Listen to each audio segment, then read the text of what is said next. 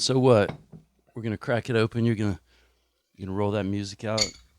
Yep. Do you know what episode we are? No. You want to do the airplay? Sure. I'll get up onto the website. Let's get some music going.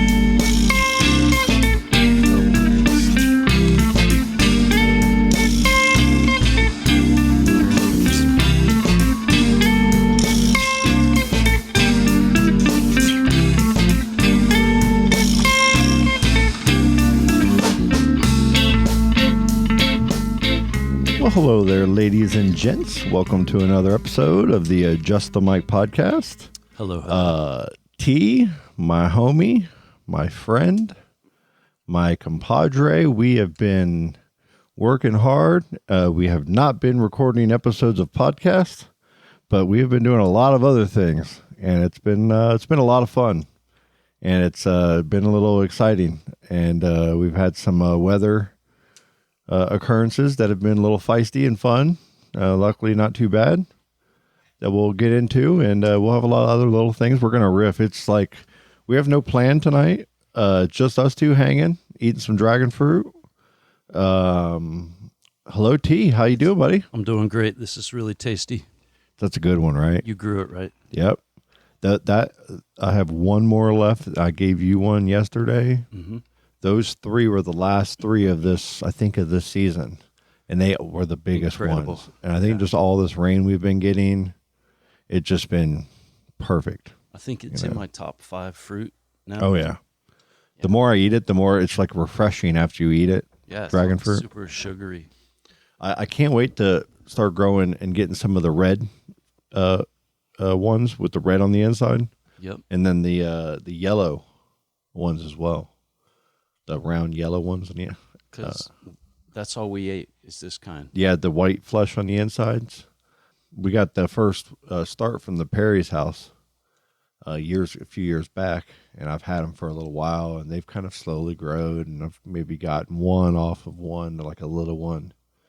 And then Derek, my neighbor, good friend, right down the road here, and his back fence at one point, he had like 20 or 30 of them in one pick, and I was like, man, I gotta do this. Yeah, that's what you want. And everybody grows them their own way and has their own little methods, and I just keep taking cuttings and trying to get more and more of them so we can grow them out there at the Vibe Farmer farm. Yeah, it seems like they like this weather right here. Oh yeah. That seems like the spring and right into the summers when they start blooming. And you start getting them, and then I think having the moonflower close because it's a night pollinator, they say it really helps, with the pollination and because dragon fruit can be kind of hard to pollinate. Beautiful flowers, man. It's amazing. What does that mean, though? Do they let a scent off, or is it because insects coming out of them? I think they only bloom for one night, and then they're gone. And what? Like the dragon fruit flower, like the cactus flower. Yeah. When it opens up, it's like a beautiful occurrence that happens and then instantly dies. So you only, like where normal flowers, you might have it open to pollinate for multiple days, where dragon fruit's only going to be like a shorter window, I should say. I'm not a professional, so as far as what I read was, take things that pollinate all the time, day and night, and try to plant it around the dragon fruit, and that will just get more pollinators over there and give it a better chance to do it. And man, this year it worked. That's cool. Yeah, it was really neat. I got an ice cream tree from Peru that Crane brought back in the 70s. Mm-hmm. And it was supposed to be pollinated by the hand of a bat that lives down there. Who is this bat hand that we speak of? Some kind of species. Is there like a bat hand call that you call for boy. it? No, but I wish I had some fake bat hands because it's only fruited twice. Wow. It's big. Wow, that's really cool. Yeah, it's like a giant legume. I'm sure you can artificially pollinate it or something, or maybe some bat guano. Next time talk to Ace. Mr. Ventura might know someone. Dum-dum. Scott's working on trying to crack me up here tonight. So episode 205, Colleen and Brent were on last time. I kind of had fun with the back blade shaving. Yeah, that was cool. Technique. Yeah. I love them, the man. Olympics, right? Yeah. They there's been a lot going on with them. Playland Brewery, they sold the hardware store, or they sold the bricks project, I should say, to another company. What was the Intercoastal or something like that? Yeah. And the old brewmaster and all of them, that everybody has stayed at the hardware store, and they're kind of renaming it. And I know I have no idea what's going on, but I know Ron's brewing over there for now, and they got a game plan, and I wish them all the best because it's really cool.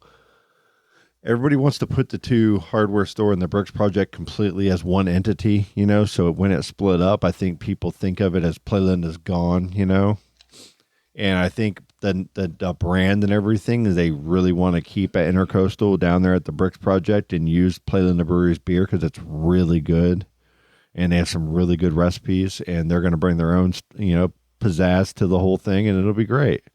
But what's cool is the hardware store has always been its own little entity with its own little following. It's almost like this little boutique place because they play games, they have trivia. You have the downtown area there, and it's got a little microbrewery there, and they bring a lot of food in. So you get a cool crowd. It gets really busy there, especially during the holidays and stuff. And that's our little nugget of a downtownness right there. Yeah, and the history of the hardware store, right? Maybe. I mean, what? I don't know it in a way that probably many do, like in a better way, but you've been around here for a long time and know the history. Yeah, and they got all the antiques and the old pictures. Yeah, it's what's cool is actually T-Bone Designs, which Rob Summers owns. They had a Ward Trophy, which was down behind the gate station on Garden Street. And a Ward Trophy was there for years. And they were kind of the competition to Al's Trophy Shop for all the high schools and getting all the awards. And it was really cool, man, because when I was a kid, they had a laser engraver. And I got to, for my grandmother and mom, I got to take their photos and scan them in a scanner. And then they burned it into wood. And we put, cool words and sayings on it and stuff. And boom, that insta gift. And I was like, that's the coolest thing ever. And it just really sparked my interest, as a young age. And I was working with Rob at T-Bone. And it's over on Broad Street there in downtown. You had the coffee shop, and Scott Hoffman, was running the coffee shop over there. And you had Hamilton's Upholstery next to us. And then you had Gino's Shoe Repair. Yep. In that little corner spot. And then I was in the back corner, printing T-shirts with Rob. Well, the T-Bone Designs was owned by somebody before Rob.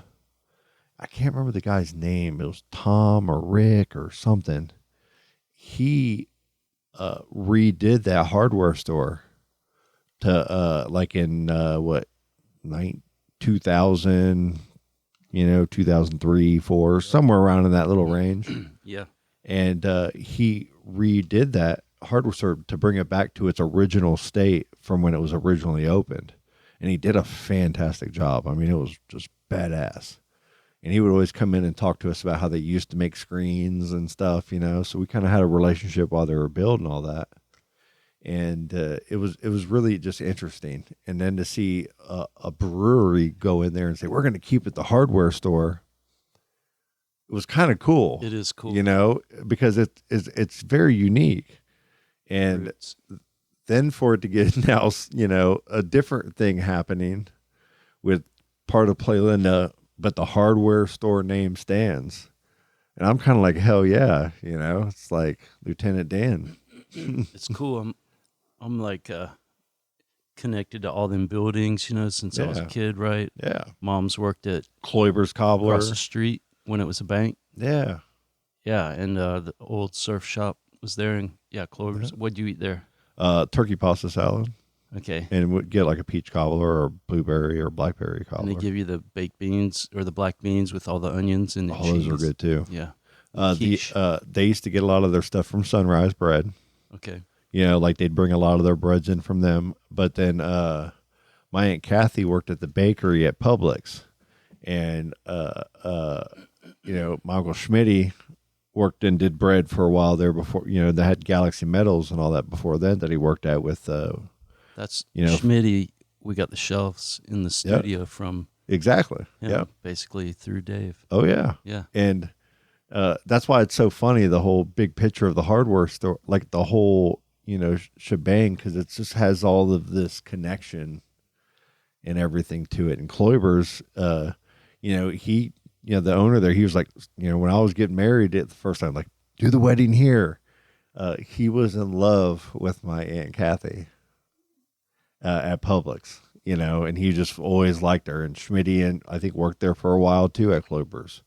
But he used to just always have a crush from what I heard, from my rumors growing up and hearing, and it was just kind of a cool, funny kind of circle of growing up around here and how small the town really is.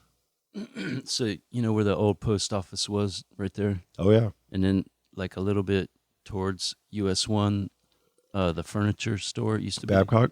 Yeah. I think that might have been Still there. a gymnasium. Okay. And I think we could see the wood floors, the old ones. And if you kind of look at the shape of the building, when you look up, it's big. And maybe it was Like an arena of some kind? basketball games, Wow. Titusville. Well, there used to be McCotter Ford down there too Yep. that they tore down. And right before they tore it down, when John Glenn shuttle launch, we got permits. We had like 7 permits through the county to sell shirts. And McCotter, Rick gave us the permission to sell shirts in front of that. Money. And we did like $5 or $6 grand in cash Yep. in like 3 or 4, maybe 4 or 5 hours of selling shirts. And it got so crazy, and coins from Galaxy Metals and hats and you name it. We were printing shirts for like a month straight for everybody else in town. We were selling them to the NASDAQ exchange. Like we were getting licensing to sell them to everybody. What year? And this was John Glenn launch. What was that? 2002, 2001, 2003, somewhere around there. And then we made enough. We were turning people away that because everybody just wanted every shirt that we were getting because we were selling the wholesale prices, right? And like over 1 million people came to town. But me and my, ex-wife were out there. We had one booth to us, and we were out there in a tent to where we were walking down the street. She was walking down the middle of the damn road with shirts in her hand, and people just holding $20 bills out. And just like she'd walk back with, here's $400 more. Give me a handful of shirts. What size? I don't give a fuck. Just give me all the shirts. And just hand her. And it was like, I had this Chevy Illumina. I had this little middle compartment, and it was like I couldn't put any more money in it. And it was like it was a high, like it was like a intense high of how much money you just were collecting. Yeah. Like quickly. And you couldn't even count it fast enough. Like you don't even know what was going on. It was awesome. We had something like that in the 80s. This dude named Chip would we work at his booth to sell shirts and stuff, and he would like fly to Russia and sell like American Levi's and make a bunch of money. Oh, yeah. But back here in the 80s, it was, I don't know if you remember, but it was packed. The shuttle launches. Oh, yeah. Just you couldn't even get out of town the whole day. Oh, yeah. It was insane. It was like, yeah. I mean, everybody would take over. All of US 1 would just be completely like, it's kind of cool even now because you'll see that bridge be completely packed full of people now, and the way they can take photos with the drones and stuff, it really gives you a perspective of how many people, because you have to think all up and down that area would just be, you couldn't get out for hours if you tried to go over the old bridge to watch a shuttle launch. Are you crazy? Or even out of town. Like, when's the last time you saw a local said, I'm going to go over the bridge? And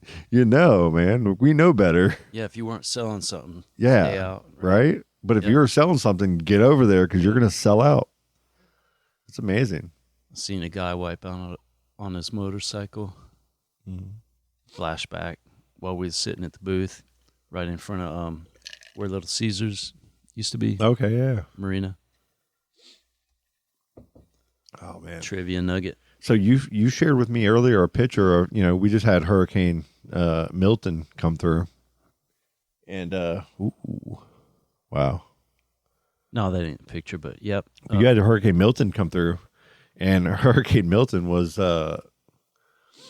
it was gnarly at first, man. Like, it built up to where Floridians usually nowadays, they either have their quick setup prepared now, or they wait to the very last minute because they don't trust that it's going to hit us. At least in our area of Florida, because we do get lucky for a lot of different, geological or geographical, I guess, and terrain and things like that. We kind of have this little sweet spot. Statistical window. Maybe it's more probably a statistic, really. It's probably just it is. Like the Earth's going to cough at one point, and we're going to be Daytona getting it every single time, probably. A little bit, though, a couple years back. We got some. We did. In an 05 or so, we had like 4 or 5 of them at once. Yeah, like Charlie. Remember that? Yeah. Up the middle of the state, and you can't run left, you can't run right. You got to deal with it. There was that Francis, that real big one. Okay, so Milton, though. Yeah. It built up real quick. And then it kind of started, the eye wall kept like breaking down and then reforming, breaking down, reforming.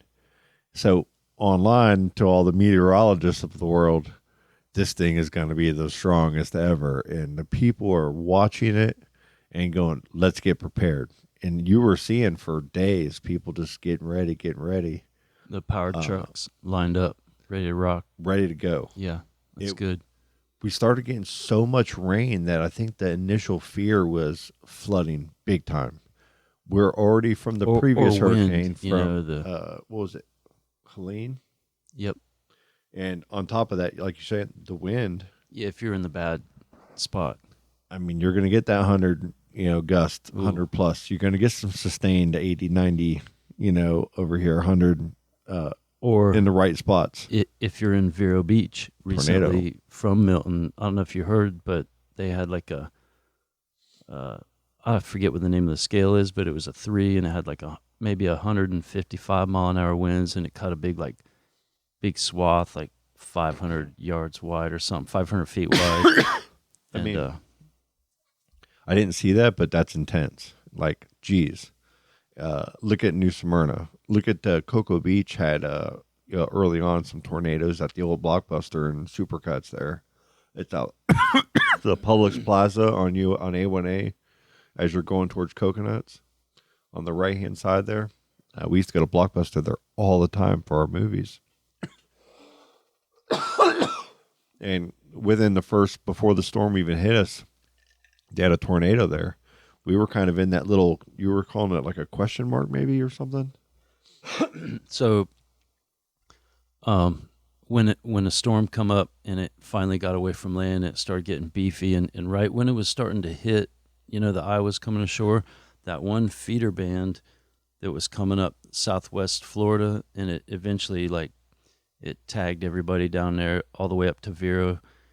But then right above that, we were in the there was when the eye was moving across the state, there was a suck up of dry air. I heard someone call it a dry air entrainment, but all that air from the south that's dry is going right into a little wedge underneath the an eagle beak, the comma, the gnarliest part. So we got super lucky here in Mims in Titusville. Big time. and everywhere around here that dodged it. We got lucky that it didn't rain as much. The winds weren't as gnarly. It was like 4 a.m. to 6:30. That's when all the branches snapped. Yep. So we were in where Yep. the dry air was. Everybody above us up in Volusia, they got like 16 hours or 16 hours, 16 inches of rain, and still not as bad as Clearwater. Got 19. Wow. But we got some snap stuff, snap tops of trees, some flooding. It like right now it's pretty high. We got it's gonna crest. It has 4 more inches to go to crest. Like if you look at the level of Lake Harney, Uh-huh. they're saying 4 more inches, and I think in the next few days it'll crest. When you start getting out to 46, you start seeing some of the St. John's. You're seeing how elevated everything is. Way creeped up now. It really is. It's man. up on my pad now. It's alerted. You're like, whoa, okay. Yeah, Because you know how right everybody to the knows road. how low it is, and it's usually dry with all that brown grass, and very dangerous in lightning storms. So yeah, it's nice now. It's swolled up. We hope that thing popping off the Cape Verde Islands That's does the next not. one. Well, it's going to go into the Caribbean, Yeah. and then they don't know what.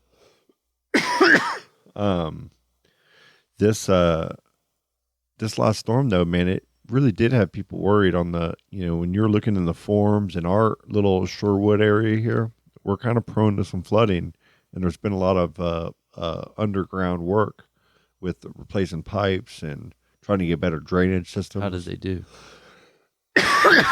At first, with all that heavy snow, all that heavy rain, with all that heavy rain, it got like everything started lifting up, and everybody was worried, posting pictures. Look how high it is. We can't drive our golf carts through it, right? And then what? And One day, about 7, 8 o'clock that evening, maybe 9 o'clock, about 9 o'clock, I took a ride out with the golf cart, and I picked up Derek. All of it was gone. No problems. great. So they did good. Yeah, all the drainage was low because we kind of had a lull in the rain. If the rain would have kept coming and hitting us, It could have got, I think it could have gotten, like, we would have really taken on a lot more water. but maybe it wouldn't have been whoever architected its fault, because all the little tributaries and ditches are swollen up already. Exactly. And that's what everybody was worried about in a reality, sense. And so with that, when we didn't get that much rain, and then when it did come through, it did, like, I emptied the pool out at midnight. And at 6 o'clock in the morning, when my power went out and I went out back and I saw the pool, it had hardly added any water to the pool. And I was like, wow, we haven't gotten much rain. Okay. And nothing fell overly soggy on the sides the next day. You know what I mean? Like, I was kind of surprised on how little rain we actually got. So it seems like at my place, and we got a bunch of clay, like paint a picture real quick. Maybe back in the early 90s, it was super dry. We had a dry spell up here, dry winter, dry spring, and all that. And for any reason, once the summer got going, down in Melbourne, they had isolated thunderstorms that swelled the St. Johns River up, and it backed it All up. the snowstorms. Snowstorms, but Yeah. it backed the water all the way up to our place up here in Mims, even though our pond was bone dry and the clay on our land didn't want to let it bleed through. The fire department, Mims Fire Department, gave us a generator, and we put the hose in and filled it up. So right now, as opposed to 2 years ago when it super flooded, every ditch and tributary was connected to everything. And right now, though, you can see that the land isn't super saturated. It's what's coming from the St. Johns River backing up on me. So that's a good sign then. Yeah, it is. Like, my pond isn't as high as the river. That makes sense. But last time when it super flooded, everything was equal saturation. That makes a lot of yes. It's I was very worried when you said it was the crest. Started telling me crest, and by the way, you had me worried last night. Get onto my truck. Yeah, you should be. It's a big alligator. Well, I saw that alligator when it was like coasting across the pond and getting out. I'm like, dude, that's like an 8-10 footer, right? He's a big dog. And then you're like, hey, he's around, and that's a good distance to travel. Man. Oh yeah, and the pond bank is right there. God, dude. That was gnarly. Knife Mike was over. What's up, Knife Mike? What up, man? It's good to see you. You saw him. Oh, Mike, yeah. right? Man, it was great to see you, dude. We got some of them Malabar chestnuts native to Florida, and they taste so good. He roasted them. Really good. I did not know. I had no idea. That's very cool. It tasted kind of like peanuts, but a little different. Yeah, it was like a toasted coffee, coconut-ish type of. Just had It still had the husk on it. You had to crack it open. It was real easy to, with palm of your hand, just cracking it on the table. Kind of tedious to get the good part, but worth it. I think that's probably why they're not heavily marketed, probably as a sellable product. They got to automate that peel off. But the husk itself looks like a little brain, like a coconut. It's really neat. The color. Fiber. Yeah. Let's take a break and we will come back. We have a few things to go over, and we have a lot going on that we want to talk to you about, and I want to stop coughing. Cool. Hello? Yes. Hello. This is the Chinese buffet calling. Yes. Last time you come in, you eat way too much. Okay.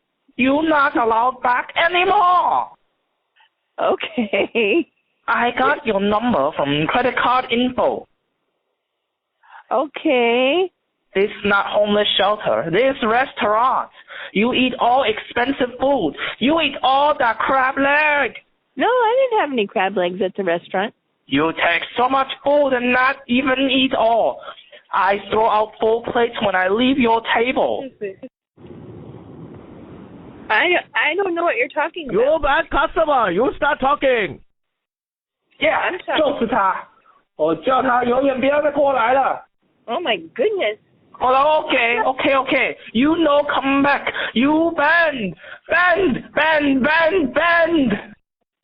I don't know what you're talking about. You've just been pranked by prankdial.com.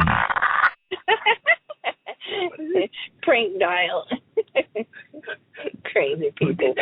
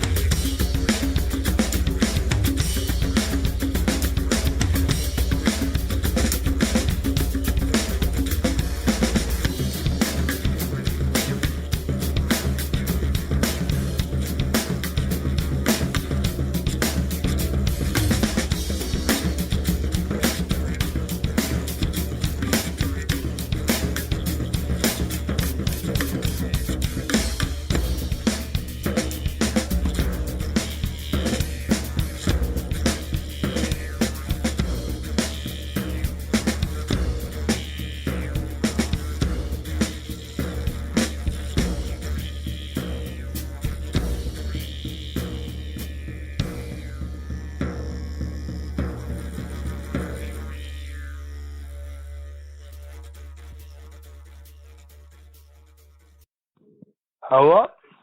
Hello. Yeah, hello. Who is this? Yeah, I want to know who this is right now. Who the hell are you? Let me ask you a question. Why are you calling my girlfriend in the middle of the night? I think you got the wrong number, buddy. Don't make excuses, boy. You tell me who you are. Let me tell you something. Don't deny it, boy. I'm a 70-year-old man. You better tell me I the don't truth call right now. women in the middle of the night. Don't even know what I'm talking And if about. you I am fuck so with angry me, right now. I You will are getting kill me you. frustrated. Come get me, boy. Come get me, Stop fuck boy. yapping and listen. How long And has I it been will going kill on between you. I'm huh? a fucking Marine. Oh, really? And I'm a fucking 5th degree black belt, and I will kill you. Who You the be knowing fuck what's are going you, on, you no fucking doubt. little piece of shit fucking scumbag calling me like this shit? I'll fucking kill you, motherfucker. You ain't never meant nothing. And we are back from that a little bit of an extended break. T, are you okay over there? Somebody, are you going to be able to talk? Trying. We have some acai bowls. Tasty. They're pretty good, man. The dragon fruit ones. And those fresh dragon fruits are so good, man. Is that what this is? Yeah, that's a dragon fruit one. I wanted you to try it. Okay. I think in the studio, I think it'd be kind of cool to have, like you were saying something about the dragon fruit that you liked, a quality, about your, Yeah. It quenches you. It really does, right? Dragon fruits and star fruits are just seems like they don't. It's a glycemic thing, right? It doesn't have a whole lot of sugar backwash. Like it doesn't put like a bunch of saliva in your mouth after. It kind of makes it kind of tastes clean. When you eat it, it tastes really refreshing and good, and it goes down, and you don't feel thirsty afterwards, but you don't feel like pasty. All that little sugary in your mouth. Yeah. Like when you kind of clear your nose and stuff, it's like you just feel refreshed. And I always like when we were working out last year, clearing out property and doing all this stuff, and it's really hot outside. Man, I'm telling you, pulling a dragon fruit out of the cooler with like a cold one and just eating it with a spoon right out of the, cutting it in half and just eating it. It's the best. That was the best. And you'll savor every bite of it, Yeah, I love it. It fills you up real quick, but then it's gone. And it's easy. It's like like fruit. I feel like a lot of fruits, it's not the taste of the fruit that bothers them. The fruit gives you fibers and it gives you all these essential things when you eat a real fruit compared to eating like a fruit in any other processed form, But people won't eat the lime or whatever because it's got all that little fibrous stuff in it or whatever. And maybe want just the lime juice. So you'll get like a processed version out of Publix to make your, you know what I mean? It's usually like some kind of aesthetic, like a refined. Yeah. Or processed. like a sensory, like a human sensory that just goes, I don't like the way that it feels or Texture. Yeah. Texture issue kind of thing. Like how some people don't like shellfish and scallops because of the texture. You got some of that? Apples. I love apples. They're an easy, clean kind of thing to eat. Grapes seem like they're really good. Strawberries, blueberries, bananas are always really good. What are some that bother people that are hard to eat? Like star fruit, you just got to cut the little edges off, and then you get some seeds in some of them that you got to kind of weed through. But other than that, they taste really nice and refreshed, like good on a salad. Oranges, you hate it when they have the seeds in them. Some people don't like all that fiber, but that's probably the best part for you. Yeah, I love eating them. Yeah. But we don't do that like we used to. All they have are the cuties now and maybe one or two varieties nowadays because maybe some ruby red grapefruits and stuff. So grapefruits are okay. I don't love them. I do. The tartness, I think, bothers me. Yeah. Like I like some, like I love, there's a beer that's only like 3 or 4%, maybe even 2%. And it's like a German beer and it's grapefruit. And it's a 4-pack at Publix and a lot of people, forget what it's called. It's fantastic though. Like people will even mix it with like vodka, like a mixed drink, and like use that as the additive. That just by itself, like if you're at a beach and you don't want to like get drunk but you want like a real refreshing and you want a grapefruit, dude, it's fantastic. But for some reason, like the grapefruit itself, it's like my grandmother had one and it was so just tart. Yeah, they gotta. If you don't eat the sweet oranges for a little bit, and that's what you got. That's what it is. Tune up. It's just a palate issue. Yeah. Yeah. But I love them. You know, Yeah. citrus. You know, my palate's been Moonlight. It's been Yeah. driving up to Moonlight.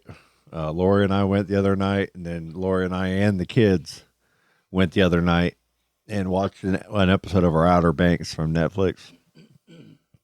But it was packed too, and the waitresses there, all of them, they're just so awesome, you know. And we're sitting up, and we got our TV show, and we're all sitting in the truck, and you know they bring out, it's the old school diner kind of thing, you know, and it's Moonlight Drive-In over in US 1 here in Titusville. I saw the owners the other day at Target. Little quick, hey, how you doing? Walking by. You don't get to see them too much. They used to be in there working at all these places. You know, they'd be in there grinding on the line, working with everybody, getting it fine tuned until they get the right help, and then they can back off and get on to the next step of the project. It's kind of cool. It's inspirational. What do you eat? I got the double cheese bacon cheeseburger with chili cheese tots. I went all in, and then I got the night before we got the Fluffernutter malt shake, and and the other one, he has to go poop. He had to go run and poop. So I'm just gonna explain this. I get the Fluffernutter shake. I usually get the cherry shake is my favorite. But then I got a root beer float.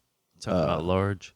Yeah, oh yeah, always. Yes. And I got a root beer float, and Allie root beer float. She's all in root beer floats with me. But we always get the tots. Silas used to do the corn dogs. You just like the corn dogs there? They're good. They are. Mustard. Oh yeah. Yep. Dude, it's the best. I used to take honey and mustard. Yep. Mix it all in. The best.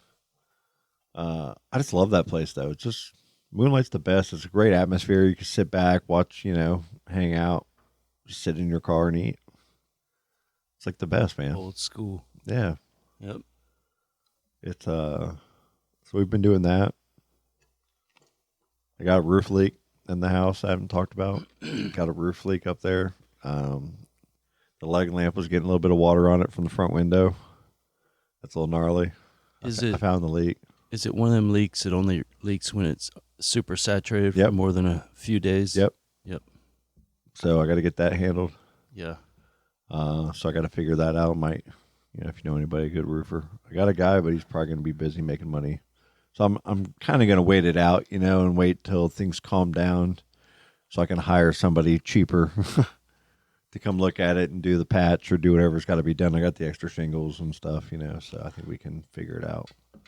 I don't want to buy the whole thing yet.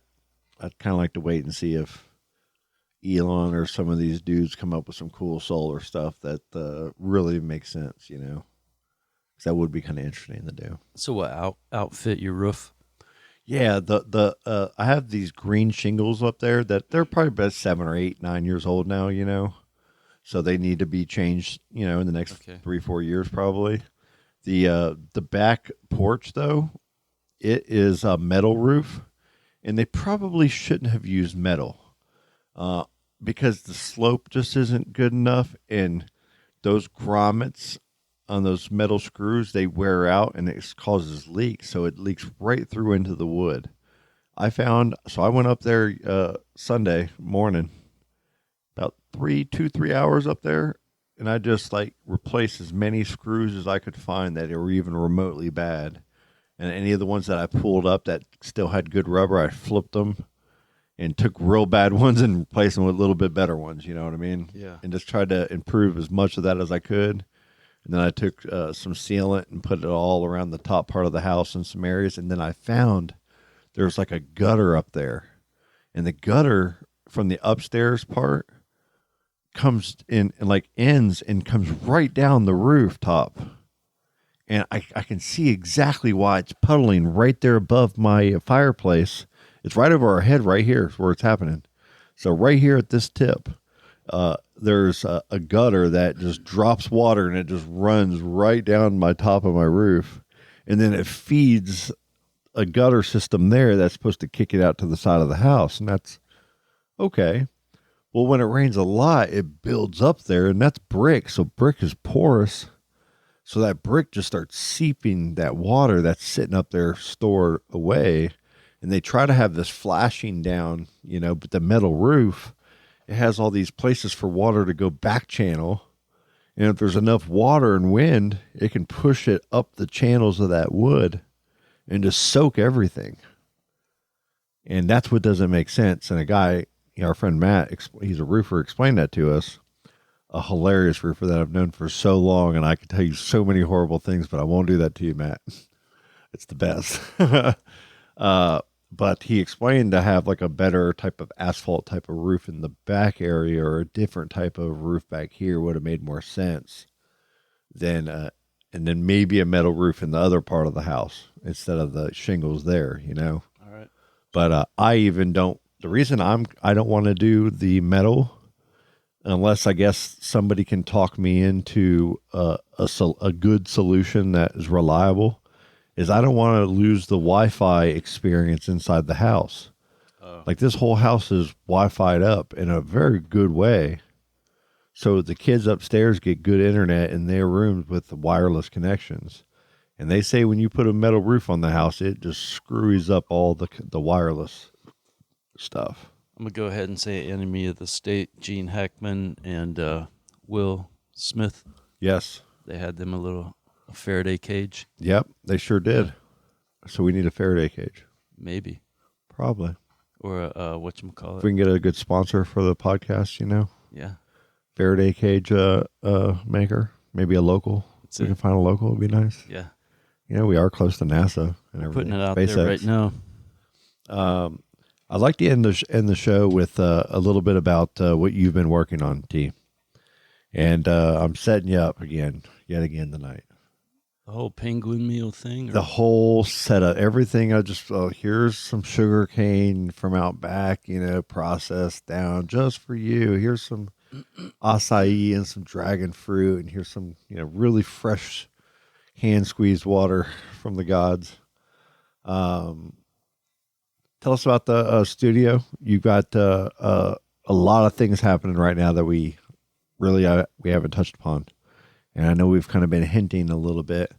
And your studio is kind of becoming a place to go to. And a lot of cool things are happening. And I think it's pretty awesome. Well, cool. It feels like that, but everything's kind of working. And we've had some people in there. And the wheels are turning. Everything's like, it's happening fast. And I Yeah, like man. it. Yeah. All the gear, everything we tuned up. Oops. Scott and I. It's been fun, man. It's first flooded. Yeah. Revamped. Yep. Freshly revamped.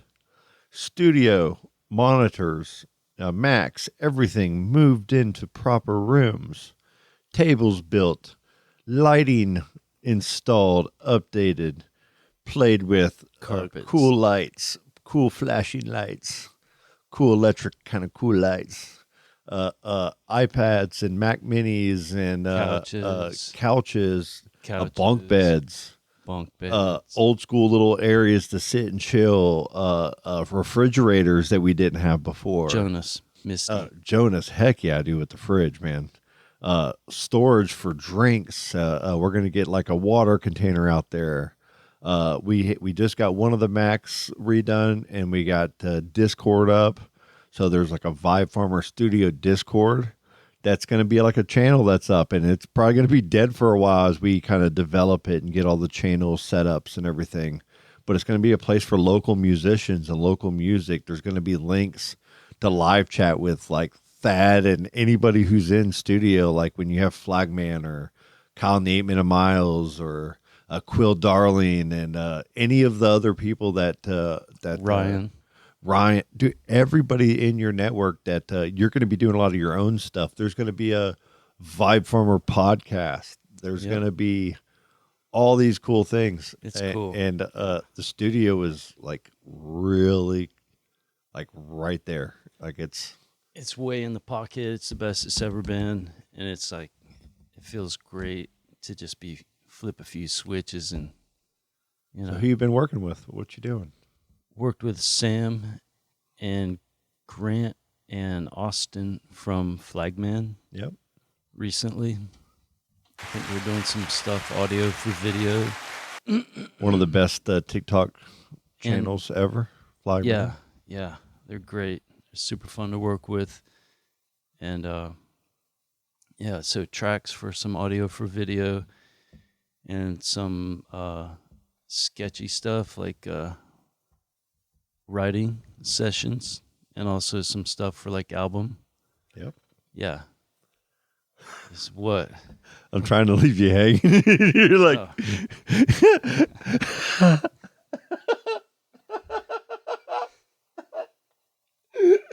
I fucking love you, dude. I love it. It's so great. So yeah, Flagman. Yeah, I love it. Kyle and the 8 Minute Miles. Flagman's coming back out soon, and so is Kyle and the 8 Minute Miles. Kyle's awesome, dude. And guests. There's always guests. Kyle knows like a lot of stuff about computers and like and video editing and all this, and that's like part of his job, like his other work, Hat tip, heads up, met Pops too. Nick. Huge hat tip, man. Kyle's dad. Hi, Kyle's dad. I haven't met you Nick. yet, but I can't wait. He's cool. Seriously, man, like everybody that gets to experience the studio and gets to hang out there, gets to see kind of the what you're building and what's kind of everything's working towards, and it's just really cool, Yeah. We got the Food Forest leveling up in a big way this year. Yep. For me, I will take the reins and say it was like this past 12 months has been the biggest learning experience grind that I have done in a long time. I know what you're saying. Yeah. I got very comfortable just going to my job and coming home and maybe having some curricular activities, but like learning and growing and like, it was just mowing the yard and getting inside or going to do what you wanted to do. But now like, how everything works and growing the foods and growing the vegetables and growing the dragon fruit and the bananas. Like I got the big bananas outside, made it through the hurricane. It was awesome. Yeah, they look great. So, and it's the blue Java ice creams. Yeah. So it's I can't wait. Yeah. And I got to split them with the neighbor because it's on their side of the fence now because the banana tree's hanging. So I had to negotiate terms. Give them a hand. They had quite a few arrowsmen on their side of the fence. We had horses, so we could have charged them. But we just thought for an even, let's just not go there. We don't want to get online. We don't going to fight. We'll split the bananas. Break it off. Yeah. So we're going to share the bananas. That's cool. With Kathy and Chip over there because they're awesome. And it's the second time we've said Chip tonight. It is, right? That's the word of the day, Pee Wee Herman's Playhouse. Yeah. Ah! We got some heat in the studio. Everything's working, which is really cool. Everything is, it's in motion. It's really cool coming over there, getting in there, getting set up. I know Aaron's going to come up and we're going to look at that window. And I put it on the internet, Aaron. It's on the podcast, so that means we get in this window. Yeah. No, but when he comes over, he's going to just double check the measurements because he thinks that there might be a certain type of window. Our window got hurricaned. Yeah, exactly. So that's going to be great to get that replaced for the studio. Yeah. What else do we got? Andre with that sugar cane from Hawaii, that Buddha. What is the Hawaiian Buddha? Buddha belly. some type of sugarcane like that. Bulbous and striped It's like red. real bright green and like maroonish, like magenta. It was like Yeah, and it has those big bulb. Yeah, fat, like cobby sections. and the sugarcane that I got from we'll call it 6 Mile sugarcane. It's it's like got this real deep maroonish, like old pale maroonish kind of a stem, the sugarcane stalk. And when you put it through that processing machine and it starts snapping it in half, it's like a real crisp Squeezing it. white. Oh yeah. Like off white, but real, like there's a lot more juice, I would say, Compared to the one with the Hawaiian. on the 6 Mile sugarcane that's from this area, or maybe from Florida area, maybe, as compared to the Hawaiian.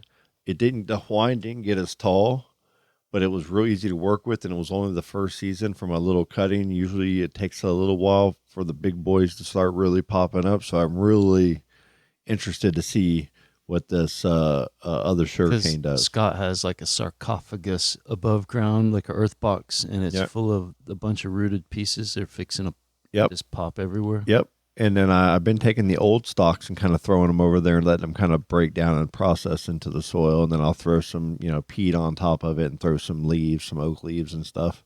Yep. And just kind of let it build in and grow, because it'll just settle in a little bit more. And heck yeah.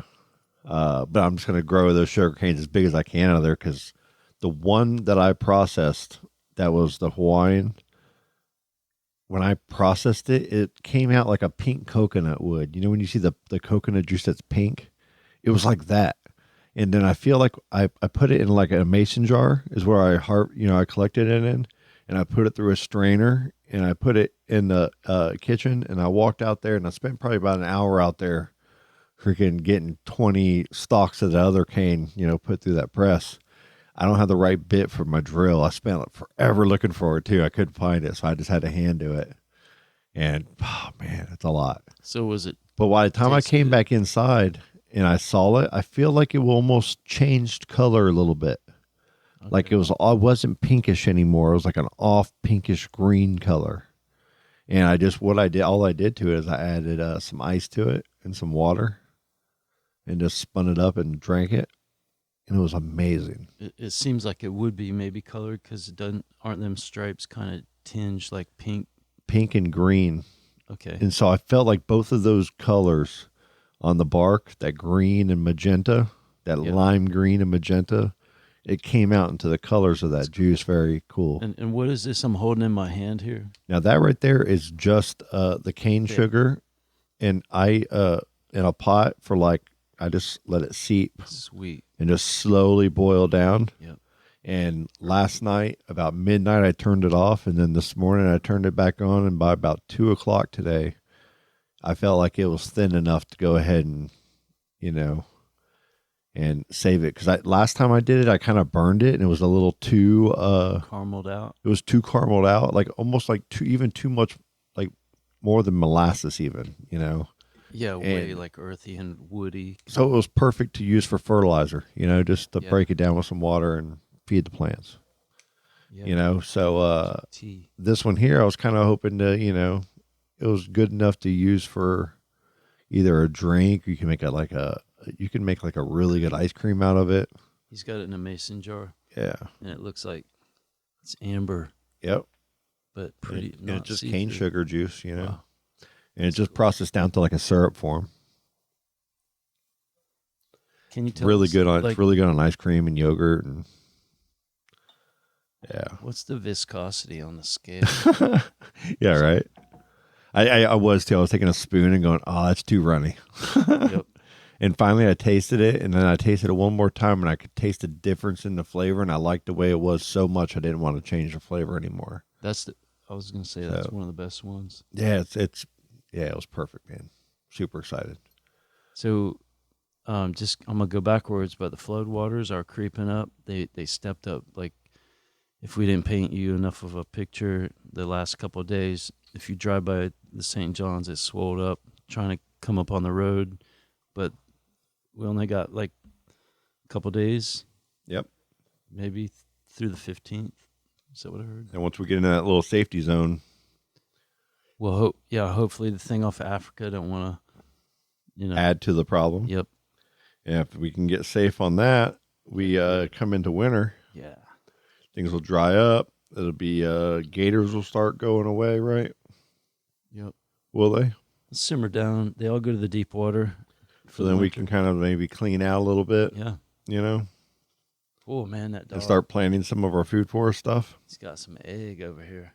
Oh, yeah? Sulfur. Somebody fart? Some. It was probably Jelly. If Jelly's over there, it was her. It's a gas out. Mm-hmm. Good girl. That's Jelly.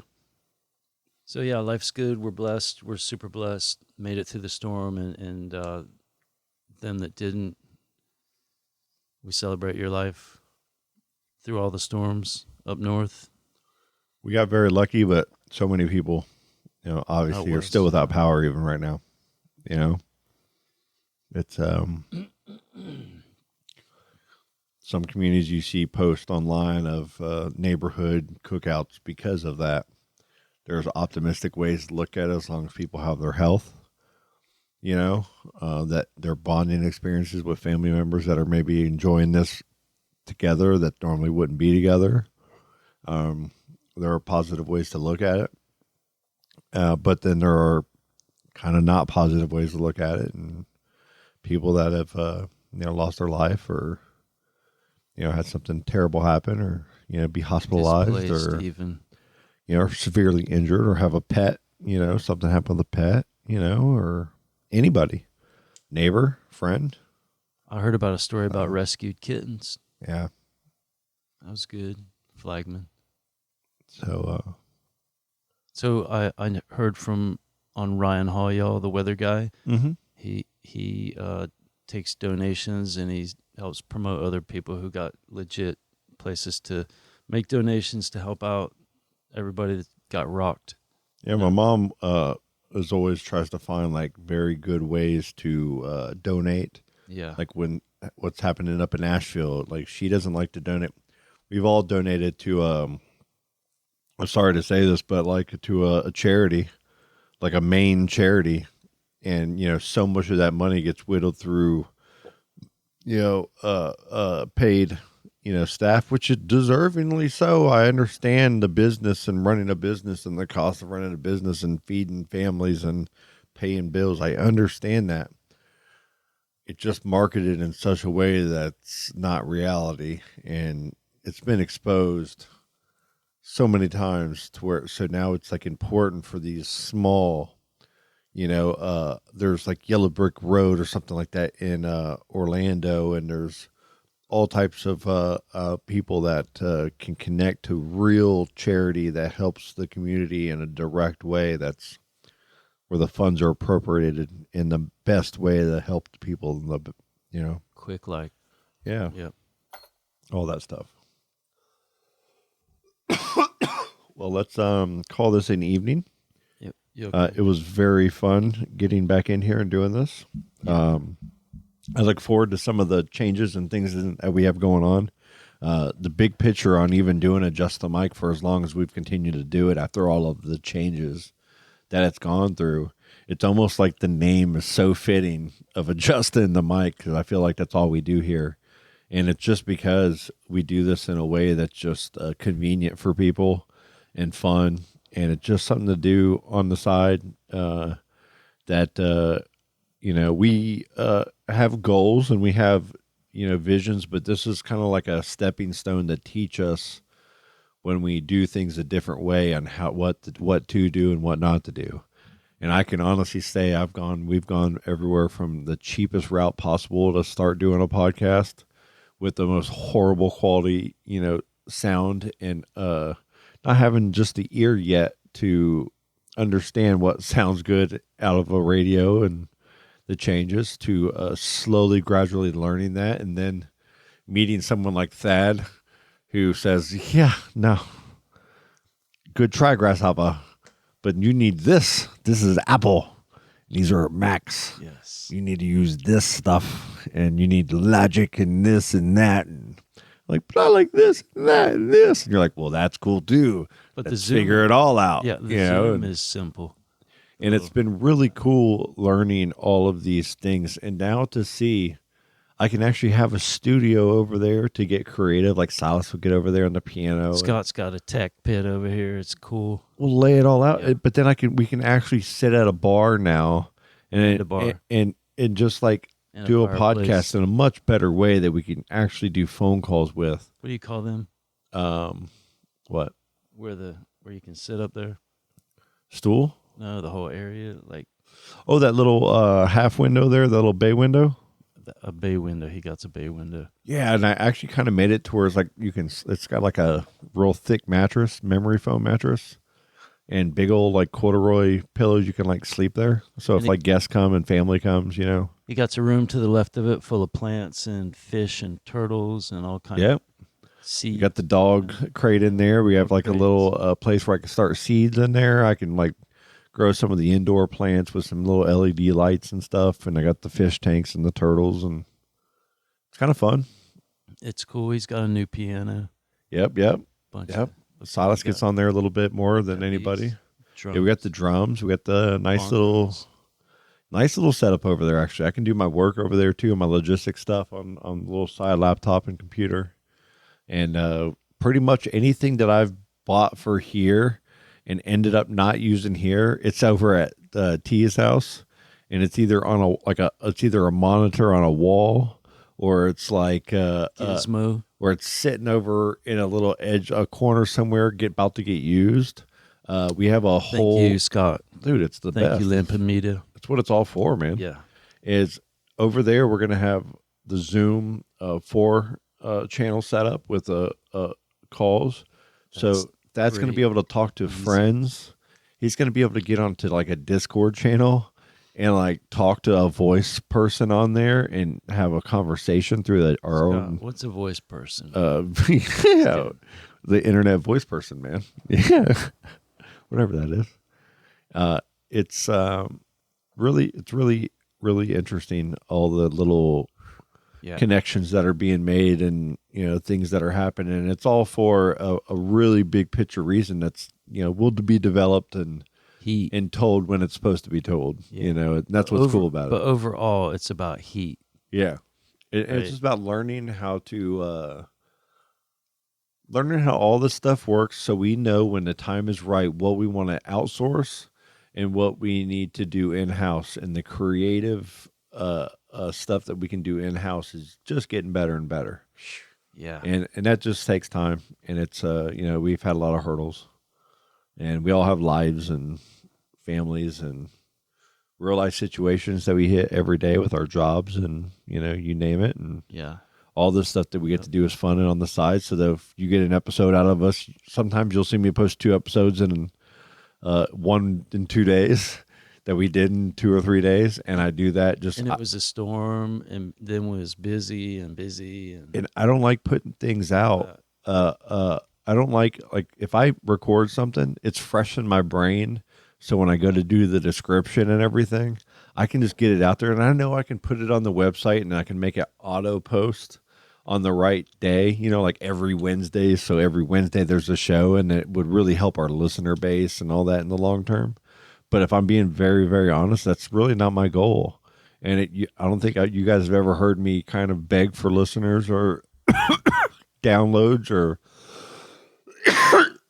to share it with your friends or to market it in a big way. And it's just because it's not time yet. Like we're having fun, we're learning, and I care a lot. So if I make a mistake or do something wrong, like Charlie and Colleen and all them can really, really tell you, Thad, you've seen me get a little spicy when I'm in a technical situation and I'm trying to figure it out. My brain cannot stay stable and work on that problem. I got to deep dive it and figure it out and get past it, so I can calm down and move on to the next little task in a way. And technology can do that to you, especially to us older people. I feel like maybe, I don't know. But I feel like what I know now from then is so amazing. We pushed a big boulder up a mountain. We're fixing to set it on fire and roll it through the valley. I mean, we've made NFTs. It's good. We've sold and listed them on marketplaces. We've set up full Discord channels with bots and games and trivia and all kinds of voice stuff. And I just feel like all of that stuff that we've been doing is all like, like Corey, Corey Scott, who's been in here, with his amazing art, and he's got an art studio in town now. Like, I want to, this eventually, this podcast and Vibe Farmer Studio podcast, we're going to have like actual little commercial bits and little sessions where we, promote all of the local things that happen around here. Like, the initial design, even with Colleen coming here and everything was, dude, her person, she's like the most fun person that I've she's like one of the best friends that I never had all these years, that just through this podcast I got to meet and know. And then I get to meet her amazing husband, Brent, who is just like every bit as, kind-hearted and good of a person as she is. So it's like winning just by the connections and the people that we've met through doing the podcast. To me, that's more important than any kind of money or how many listeners we have, so that when we do level up and do this, I feel like we'd have at least enough of a base of trust to where when they see that we're being serious, to take us seriously, hopefully, and share at that time, and when there's really more to be said and more to really have as a real dialogue, other than us kind of sitting down and we want to talk about tonight, guys. Let's figure it out and let's have some fun with it. He's trying to say don't front. Yeah. Yeah. Yeah, let's do it right, but take your time and let it happen when it's supposed to. Fake it. T? We appreciate you, listeners. Yep. Scott, I appreciate you. I'm going to give you 17 minutes to fill. I'm just going to be silent. All right. Ready to go.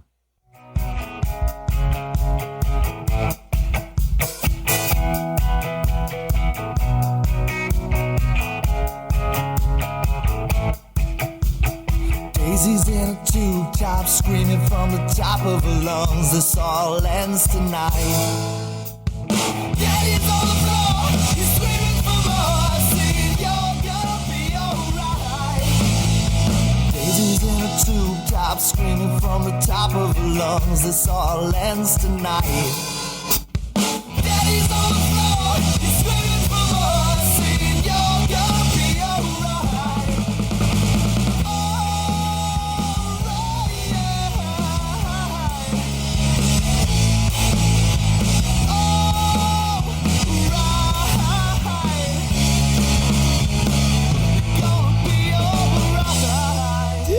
Just killer. Oh, dude, that was awesome. Sometimes people are happy. Sometimes people are sad. Sometimes people are angry. And sometimes people are glad. What are you going to do? That's just the way it is.